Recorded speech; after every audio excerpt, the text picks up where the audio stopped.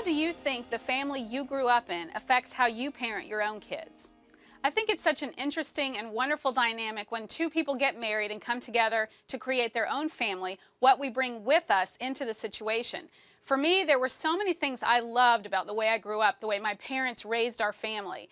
And I realized a few years into parenting that the makeup and dynamic of my own family was going to prevent me from getting to totally copy what my parents did. And of course, the fact that your own husband brings with him his environment, what he was used to, and you bring the two of you together with your own experiences.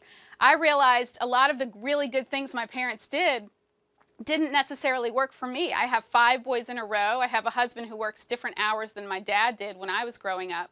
So I kind of had to look at the things I loved about the way my parents did things and make them work for Paul and me and our family. And there was a lot of freedom that came with that. Not trying to carbon copy what my mom and dad did, but look at the good things that came from that and try to make it work within our own family.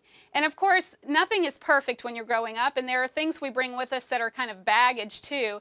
And not that my mom and dad didn't do a great job, but there are ways of behavior that a husband and wife can bring to the table that you kind of have to recognize is not what you want to do. And not even necessarily something that your parents did, but ways of working in a family that you need to step back and say, this isn't exactly what we want to be doing.